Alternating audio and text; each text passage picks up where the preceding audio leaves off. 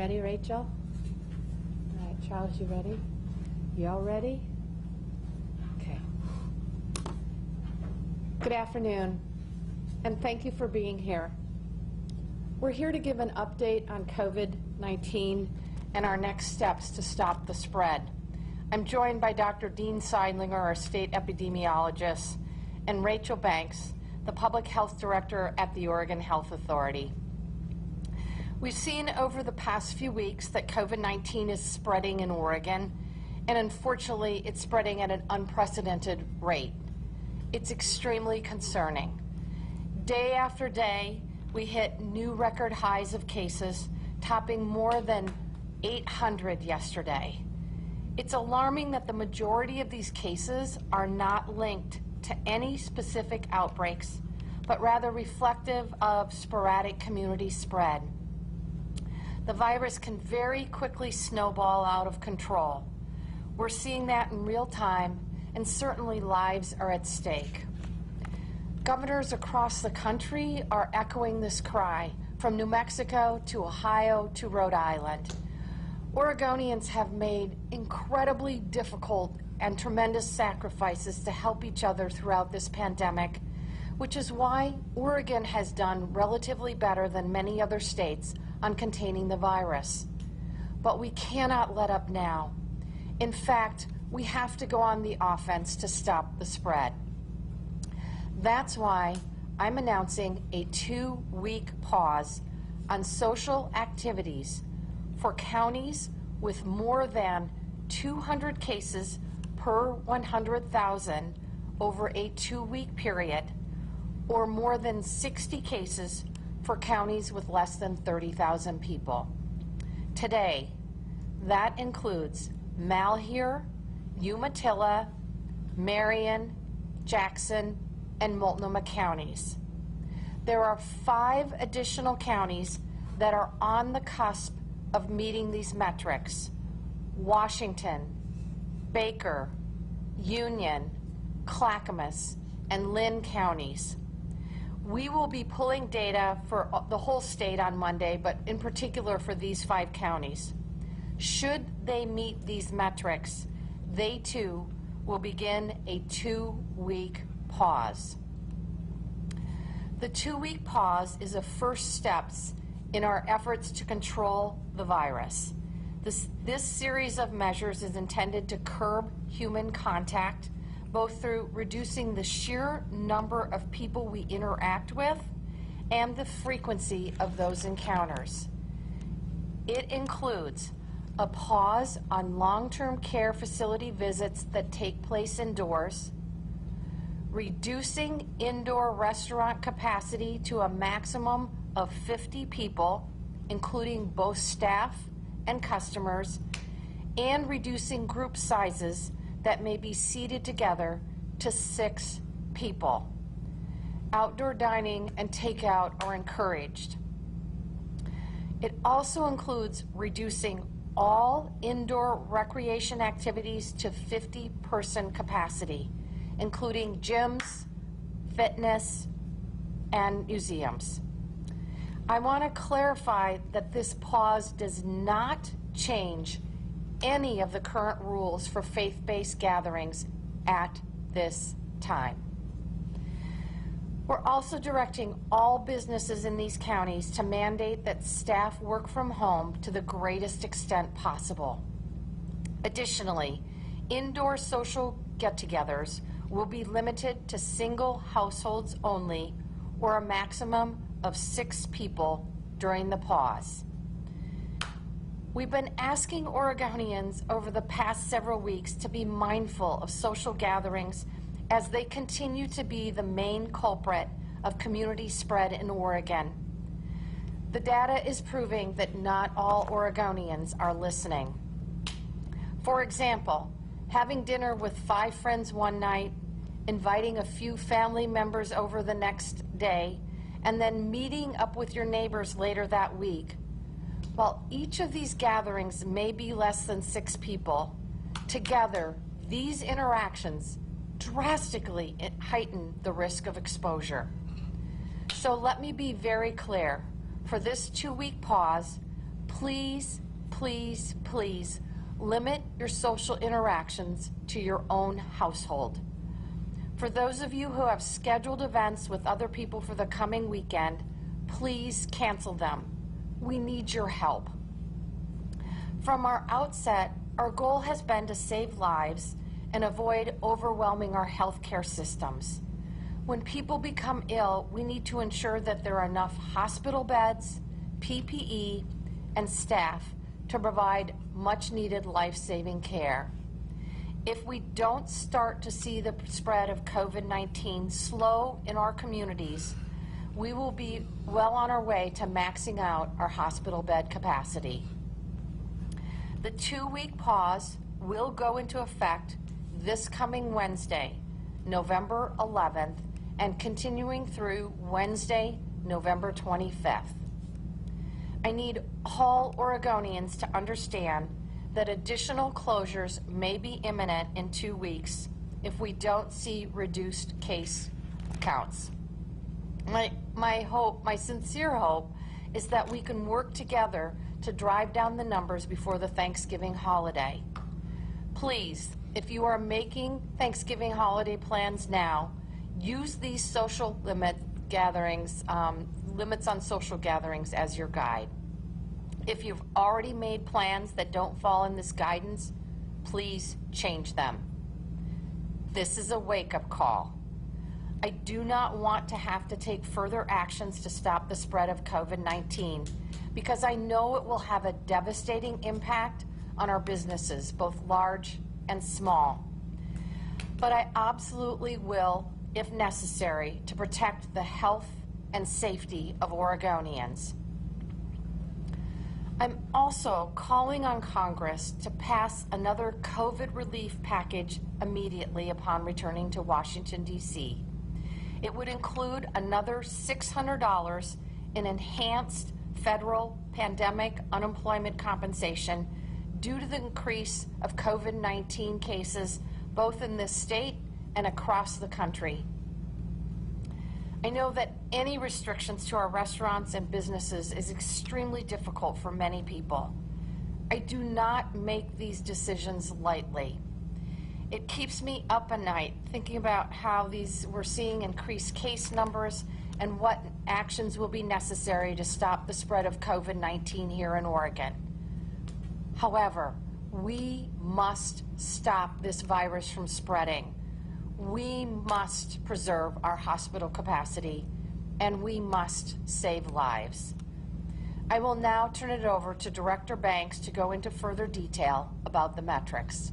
Director Banks. Thank you, Governor Brown. So Rachel Banks, I use the gender pronouns she, her, and hers, and I'm here to talk to you all today to give you an overview of where we stand in this pandemic and why this pause is needed now. Then I'll turn it over to Dr. Seidlinger, who's going to talk more about when, where, and how the pause will happen for the 5 counties that Governor Brown mentioned. So I joined state public health here at the Oregon Health Authority last week, and that's after spending 3 years as Multnomah County's public health director, where I worked with a fabulous team of people who did case investigation, contact tracing, outreach, and education for the state's most dense and diverse populated area. So first, I want to thank you. I want to thank Oregonians for the work that you have done thus far. I see and we see how hard and how relentless the work is that people have done in the community, at the county level, and at the state level to stop the spread of COVID-19. I'm grateful for the efforts that the majority of Oregonians who are wearing their face coverings, seeing family more remotely, less family in person, more FaceTime, more Zoom calls, as well as friends, and ultimately who are practicing physical distancing when you're in public spaces. I also want to acknowledge and appreciate the many businesses who've made alterations that have protected their patrons and supported their employees. We see and understand the sacrifices that so many Oregonians have made, and those efforts have not been in vain. Twice now, Oregonians have stopped a surge of COVID-19 cases. The first time in March, Oregonians followed Governor Brown's executive order to stay home and save lives, and that's exactly what we did. And then again in the spring, when Oregonians put on their masks and their face coverings to slow another spike in cases. Those things worked. And since the start of the pandemic, Oregon has remained one of the lowest, has one of the lowest case rates in the nation and has remained a bright spot in the nation's troubled COVID-19 pandemic response. And that's all through your shared efforts. But now we're in a place, as Governor Brown said, where we face a critical moment in the fight against COVID-19. We see the virus is on the march across the country and across the globe and the nation. And as the weather worsens, as the days get shorter, as more people are indoors and we're observing holiday seasons, we are all at a greater risk. So let me tell you why this is so important now. I'm going to review some of the latest data and trends. Today, Oregon is reporting 770 new cases of COVID-19. That's for a total of 48,602 cases. And I'm devastated to tell you that today we have experienced 6 more deaths due to COVID-19. That brings our death toll to 716. Today's numbers are a continuation of the dangerous and escalating situation. Yesterday, we recorded another record-breaking 805 cases and 5 tragic deaths. And over this past week, Monday, October 26th through Sunday, November 1st, OHA recorded 3,542 new cases of COVID-19 infection. That's up 34% from the previous week. 37 Oregonians have tragically died in the past week in association with COVID-19, and that's compared to 27 the prior week. And 160 were hospitalized. The number of newly tested Oregonians rose to 34,591, and the percentage of positive tests rose sharply to 8.4%. That test positivity is another troubling sign that the virus is spreading at a more rapid rate and that more people will become infected in the coming days and weeks if we don't do something right now. We're also seeing alarming data from our hospitals. Yesterday, hospital census statewide for COVID-19 patients was at the highest it's been since the pandemic, with 204 positive COVID-19 patients and an additional 55 patients suspected with COVID-19 in hospitals statewide yesterday morning. These COVID census numbers have consistently risen over the past week, and coupled with the rising counts and the modeling projections, this number will likely increase. While hospitals have been managing at a high census throughout the fall, it appears that the increases in the COVID-19 census, along with staffing shortages, have increased the concern for us. And so last night, we've seen in the Portland metro area that Region 1 hospitals were at over 90% of their ICU intensive care unit capacity. While we're not hearing about capacity shortages in other regions, the major hospital systems are convening this afternoon to discuss the situation in keeping with Oregon's statewide emergency plans. But now it's not too late to reverse the tide, and that's exactly what we have to do. As Governor Brown stated, it's time for a new approach. The statewide framework that we've had in place to reopen isn't enough to guard against this new wave of infections. And so we're developing a new strategy and a new approach that better targets interventions at the local level where cases are threatening to boil over and strain our hospital capacity. But I want to be clear that any strategy and any local strategy requires state and health officials, anything that we deploy requires all of you as Oregonians to take action. As Governor Brown described, these social gatherings, informal parties at houses and other places remain the primary vector of COVID-19 transmission.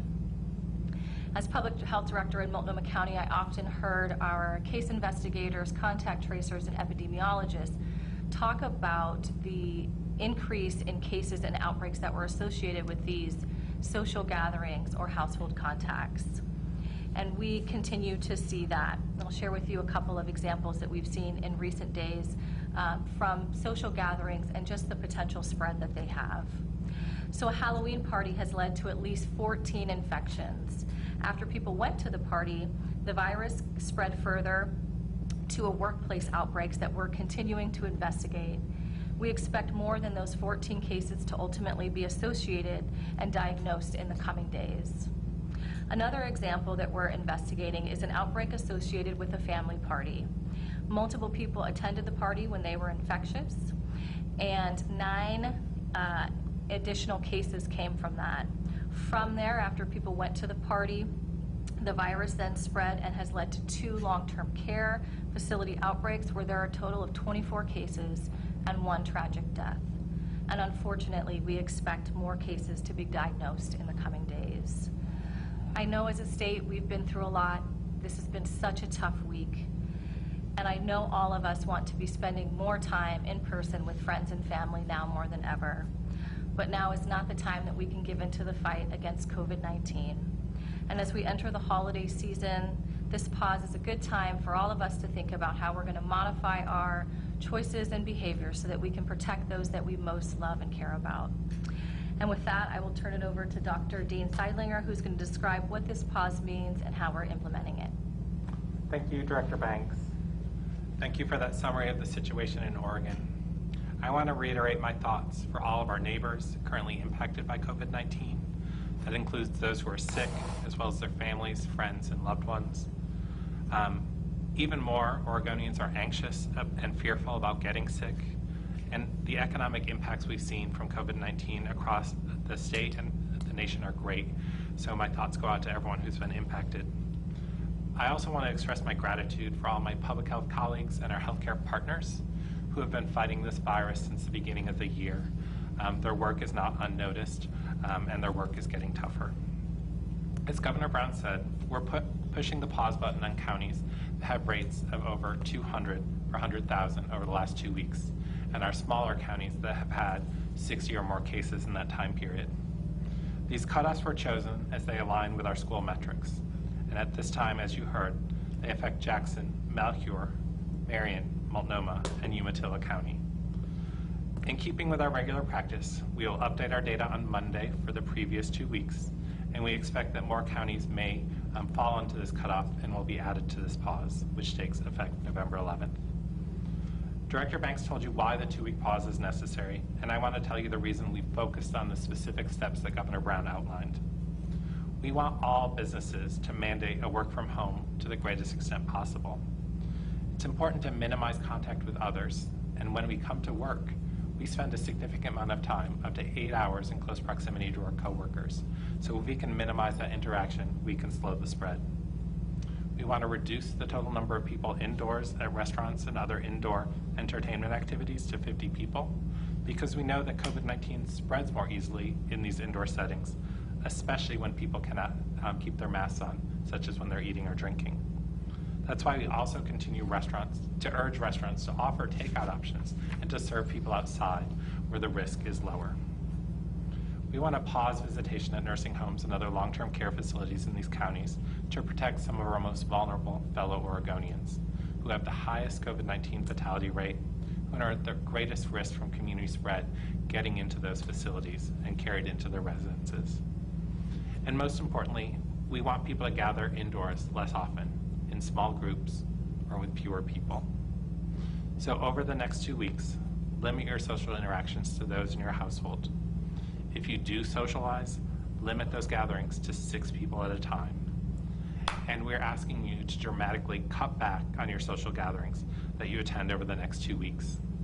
Our recent survey showed that Oregonians, about half of them, are limiting themselves to 3 or fewer social gatherings every 2 weeks. And that's a good benchmark for us all to keep. Limit those gatherings to 3 or less over 2 weeks. These steps can help to keep COVID-19 from spreading through social gatherings and tamp down the skyrocketing rates that we're seeing in the counties that we're putting on pause. But they're really steps all Oregonians can and should take. While we're focused on these 5 counties with the highest risk and the recent surge in cases, I urge all Oregonians to heed this advice. This is especially true in the Portland metro region, including Clackamas and Washington counties, which are still in phase 1 and seeing rising cases. We all have a role to play, regardless of the county we live in. Finally, we know the holidays are coming, and that's a time when we long to be with our families and friends. It's also a time that we're at greatest risk. You don't want to bring COVID-19 home for the holidays and get a loved one sick. You don't want a family member to suffer through the symptoms that come along with COVID-19, to miss work, or worse yet, have severe illness necessitating hospitalization, or even die from this virus. Remember, the death rate from COVID-19 is not like the flu. It's 20 times higher than the death rate for the flu. So what do you have to do? I think you need to follow. As a follow-up to our COVID-19 survey, we've been having conversations with people from across the state, our rural Oregonians, to our young urban dwellers, our people who speak Spanish and other languages, and our tribal members. And they're telling us that they haven't made their holiday plans yet. So we're asking you, if you haven't made those plans, stay home, gather with your immediate family, and connect with loved ones in other ways. If you've made those plans, change them.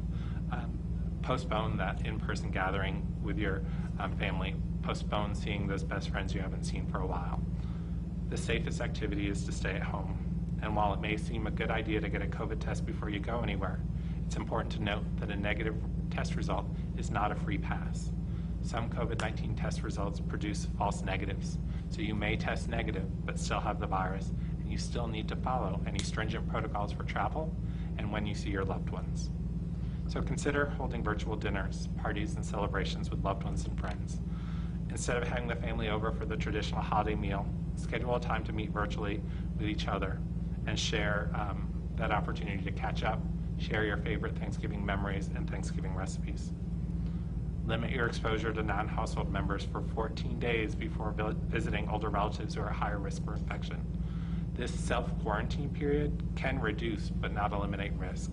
And that's why we're asking you to cancel those gatherings. But if you do decide to go forward with them, that 2-week pause personally can help to keep your loved ones safe. So as always, follow these simple advice. Wear your mask whenever you're outside of the house and can't be at least 6 feet from others. Keep 6 feet of distance from others outside of your household. Wash your hands frequently and try not to touch your face. And keep apart and keep in small groups when you're outside of your home. It's not too late for all of us to take these steps. An additional step is visit the pharmacist or your doctor to get your flu shot and protect yourself from one of the diseases. We have protection right now. And when the COVID-19 vaccine becomes available for the public in Oregon, take the vaccine. We are going through steps now to ensure that it's safe and effective, so that's another step you'll have in the future, but it's not there now. So these other simple steps are what you need to do. With that, I'd like to turn it back over to Governor Brown. Thank you, Dr. Seidlinger. And Charles, I think we're ready for questions. Great. We'll start out with Lachey Wesley from K2. Go ahead, Lachey. Hi, Governor Brown. I wanted to ask you about this new measure. What are the consequences of this? Is there any, follow-up if people, go and have these social interactions or anything like that?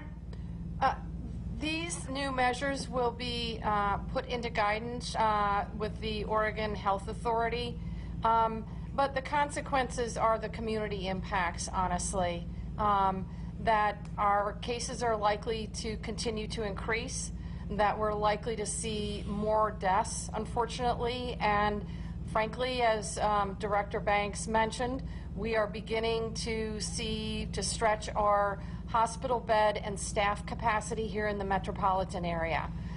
So the consequences are the impact on our community and on our state and frankly the whole country. And I also wanted to ask you about businesses. Putting these new restrictions on restaurants, other businesses, is that driving more people into private indoor settings?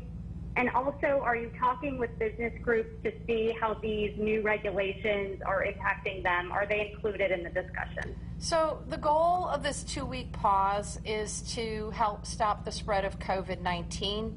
It's to reduce the number of people that we interact with and of course to reduce the frequency of these interactions. I am taking these steps and calling upon Oregonians to really restrict their informal social gathering, to limit it to that of their own household, otherwise limited to 6 and under. If I do need to take further steps, it will involve further restricting business activity, and I don't want to do that. It's honestly up to each and every one of us, particularly those in the 5 counties that we have been talking about where the 2-week pause applies, and frankly, other counties that are on the cusp, Washington, Clackamas, Baker, Union, and Lynn counties. But it would be great if the entire state began to and took these directives seriously. We are seeing statewide community spread. It is sporadic, and it's really challenging. Dr. Seidlinger, do you want to add anything? No, thank you, Governor Brown.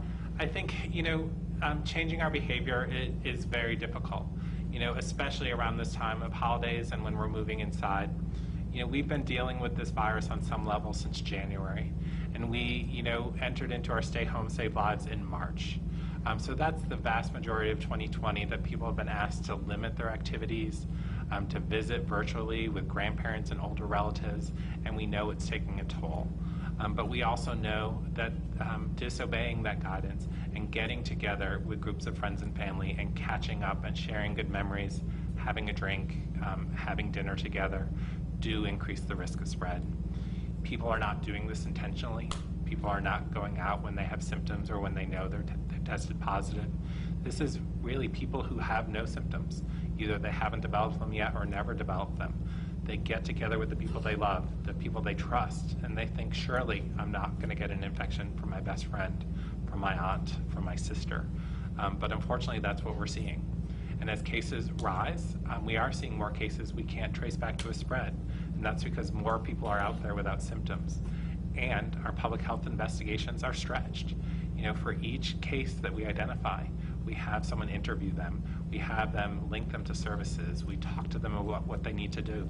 And as cases increase, the people and the resources we have to do that are stretched. So those two things are leading to these increased cases. So we need everyone working together to get them down, as Governor Brown said.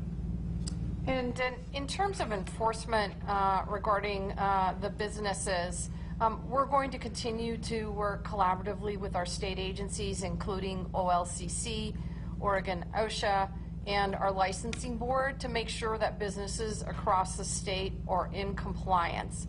I know that we unfortunately have had to crack down on some businesses that were not complying, for example, with face covering orders. But the good news is that the vast majority of both retail, pharmaceutical, and personal services have continued to comply with the guidelines. But certainly we will need to continue our enforcement efforts, and I'm absolutely committed to doing that. But the reality is I shouldn't have to.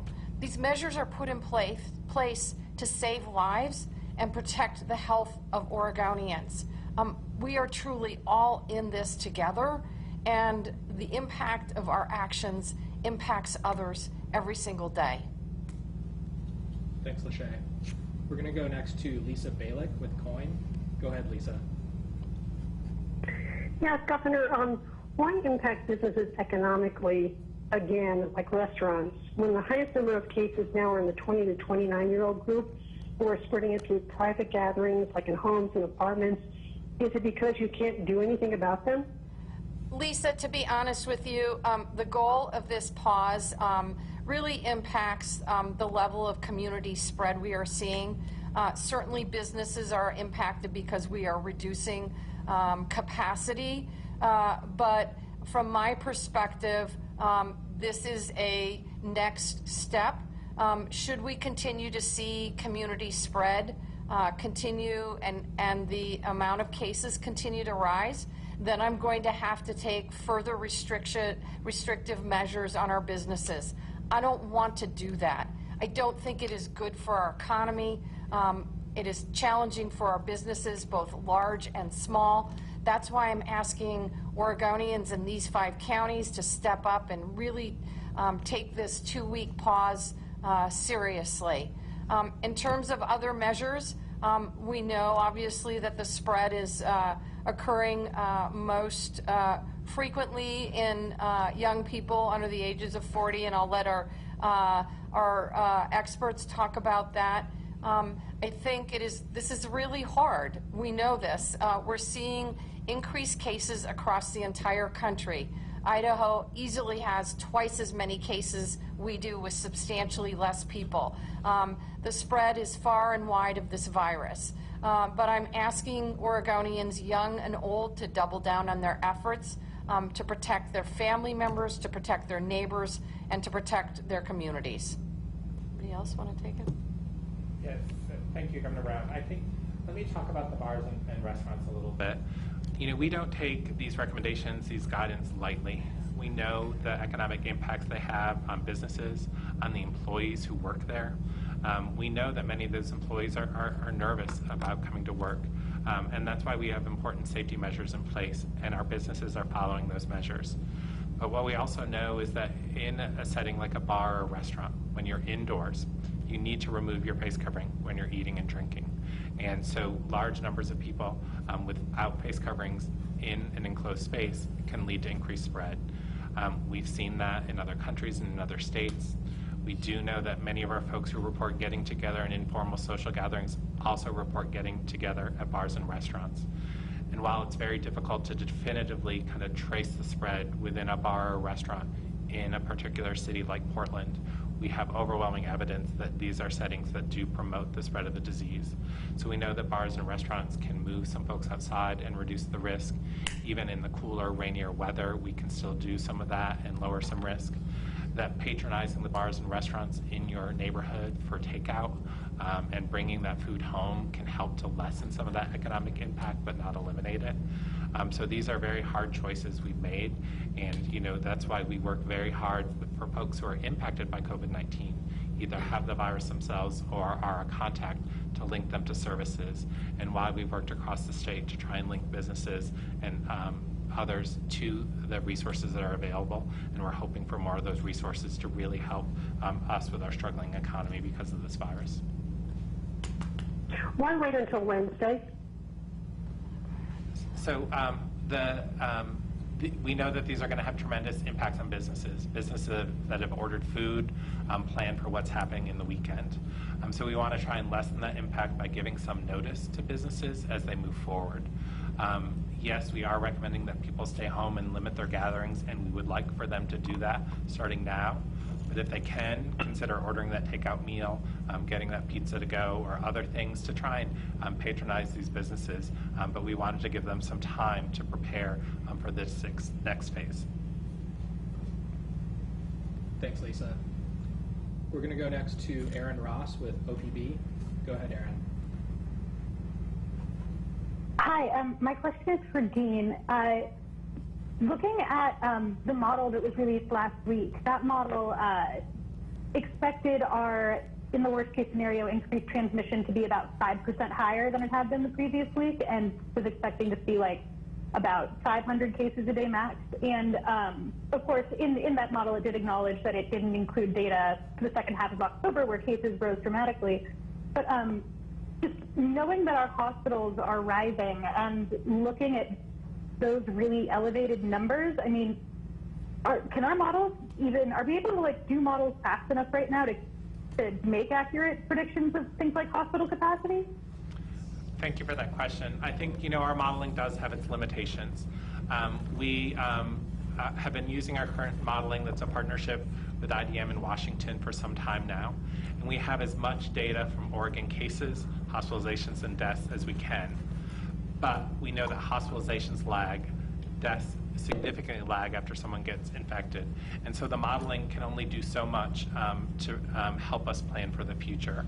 They give us an idea of where we're going, and then when we present that model, as we know we have additional data in that following week, we can kind of make some predictions on, are we on that as-is trajectory, or have we already seen some increase in cases?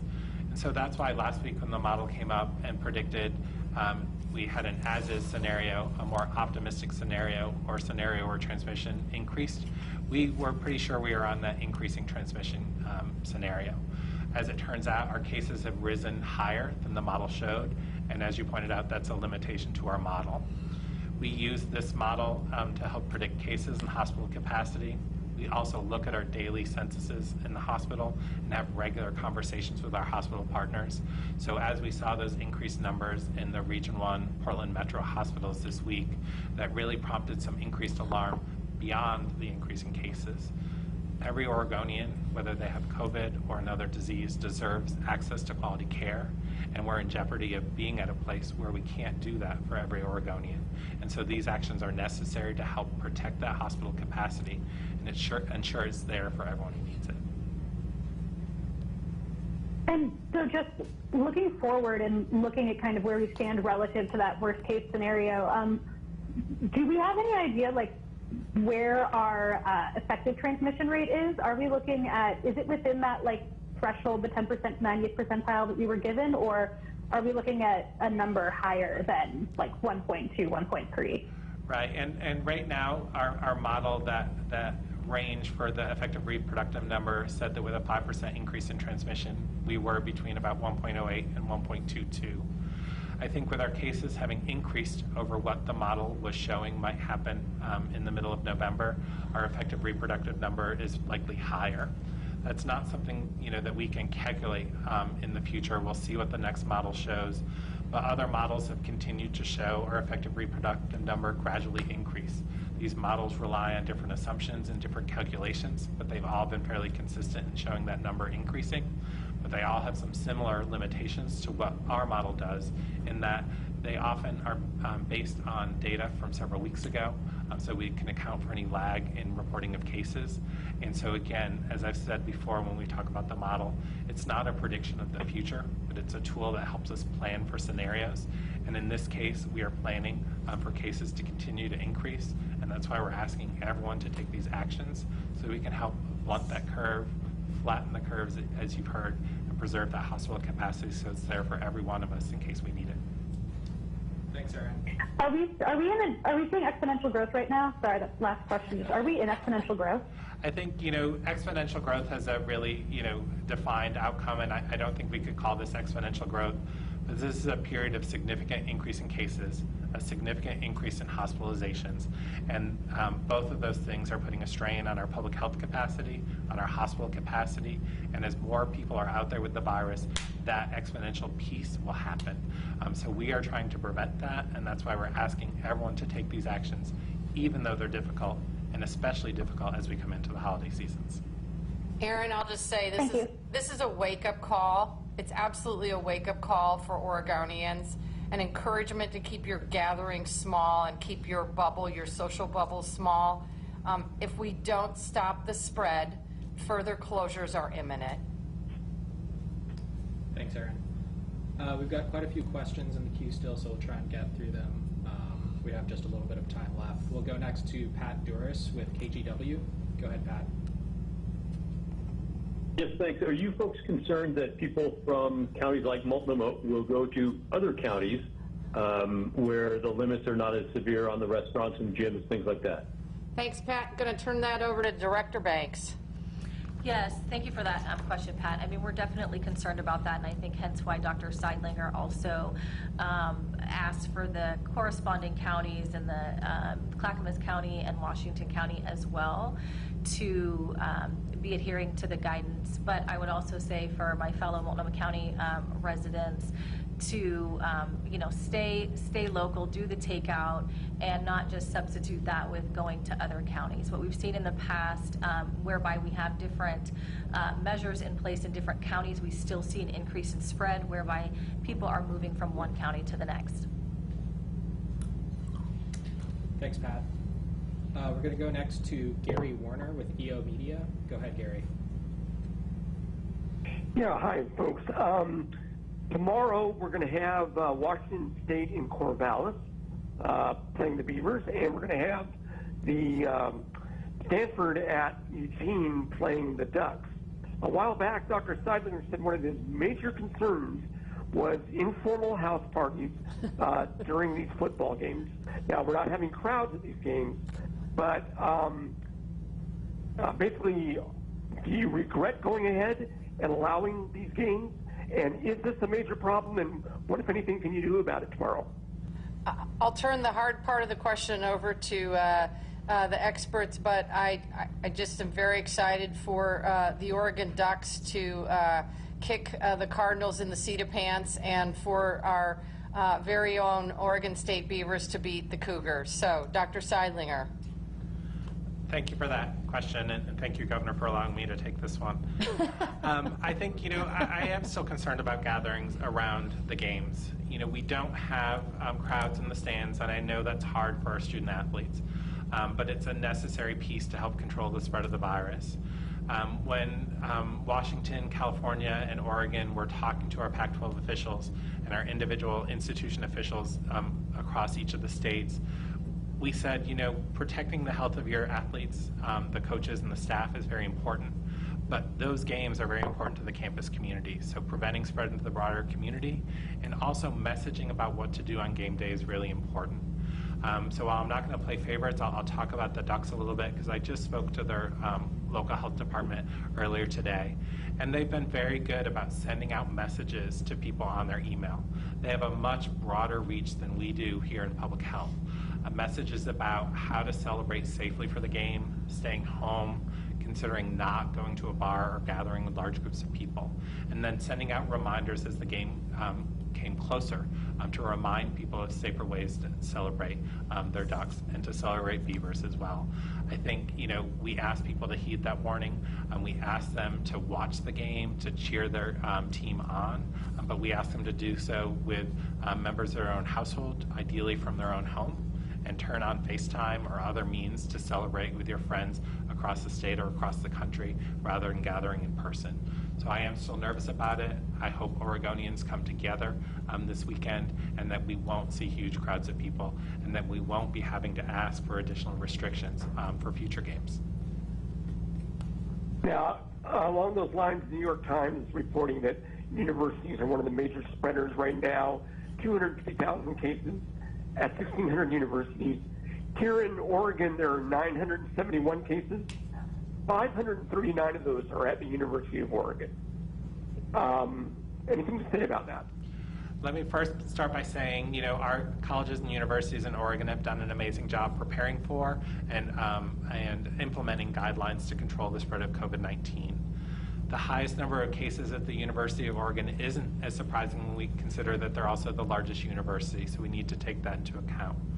Our universities have also been doing a significant amount of testing in many cases on arriving students and serial testing of students who are on campus. So they're picking up more infections, and they're picking them up in people without symptoms and who are mildly symptomatic. So that also adds to the increase in cases. But they're going that next step and taking the steps to isolate those people who are sick and to help public health officials respond and quarantine those who may have had contact. Now, we know that, not everyone is following the rules, and we have had reports of parties in the Greek system and other places that have spread the disease. But we know for the most part, our students, our faculty, and the staff at those universities are taking precautions and changing their behavior to slow the spread.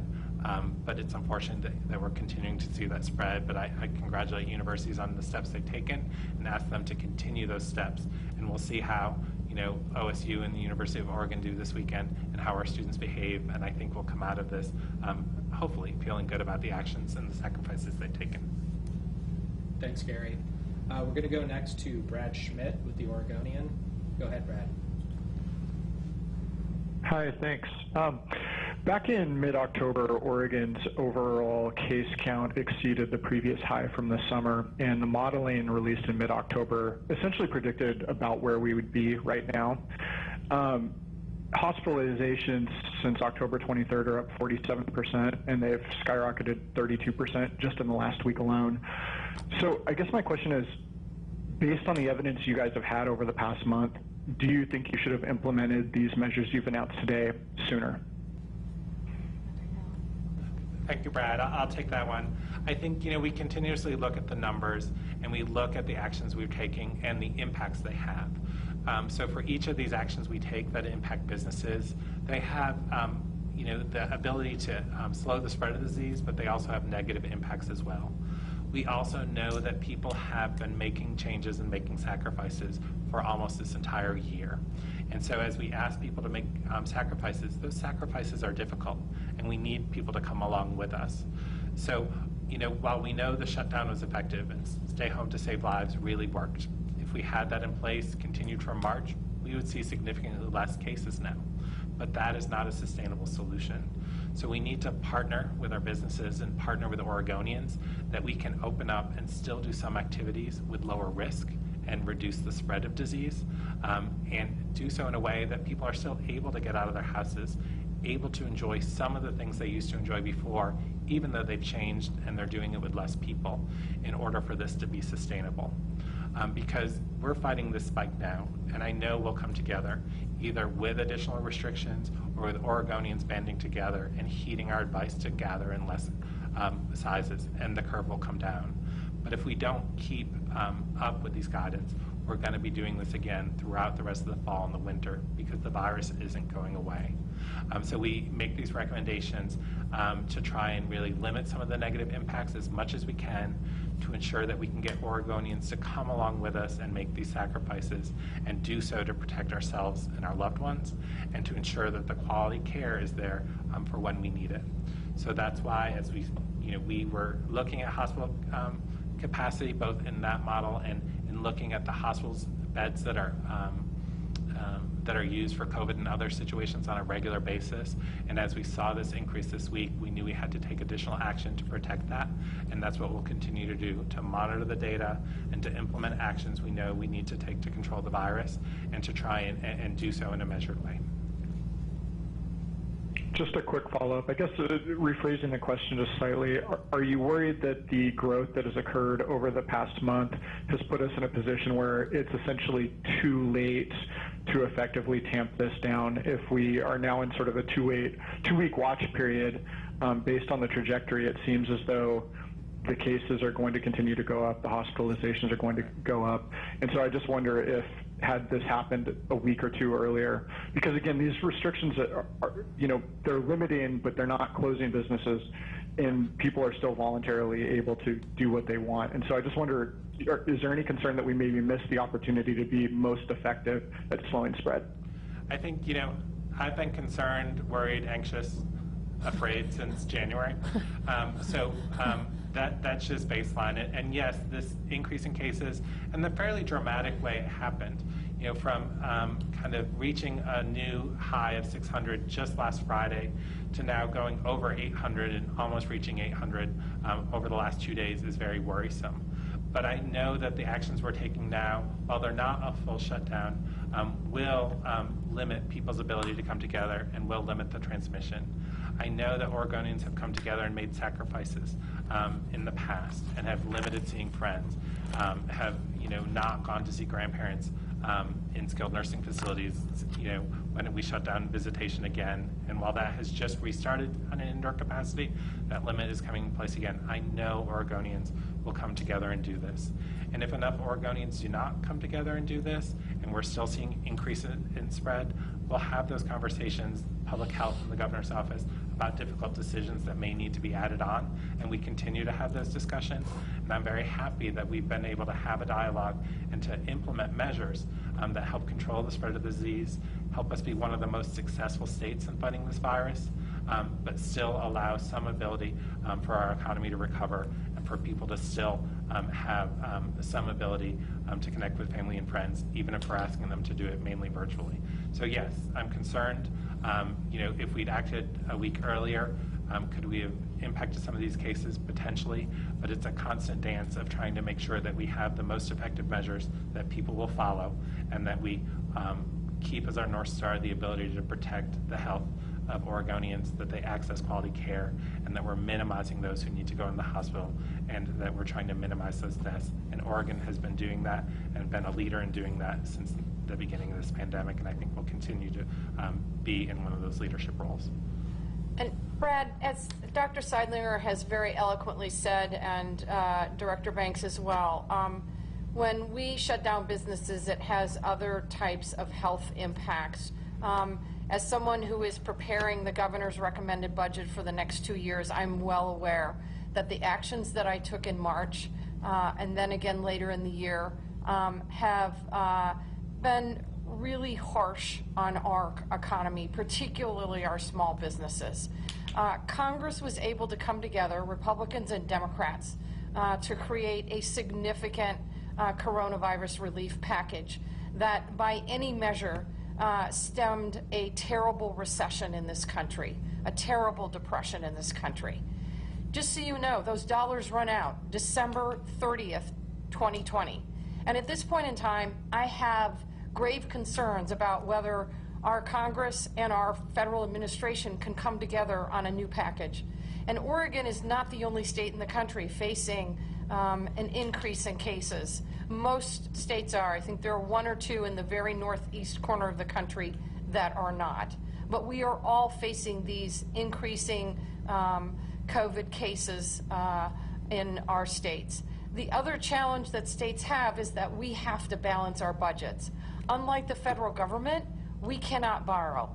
And in addition to this pandemic, Oregon has faced other challenges this year as well, from historic and devastating wildfires that have destroyed over 4,000 homes in this state and a number of communities, to the issues of social unrest. I think it's incumbent upon our federal government to get their act together and assist not only the states, but our local governments, our cities, our counties, our tribes, and of course, individuals that are struggling with the impacts of COVID-19. We know very, very clearly the Band-Aid has been ripped off, that our historically underserved communities, our communities of color, our low-income communities, our rural communities have been disproportionately impacted by this virus, by the wildfires. Congress needs to act to help us with additional dollars for public health and our COVID relief, but also to make sure that we can provide the services that Oregonians need. Thanks, Brad. And thanks, everyone. That's all the time that we have for questions today. Thanks so much. Please, everyone, stay safe out there. Thank you.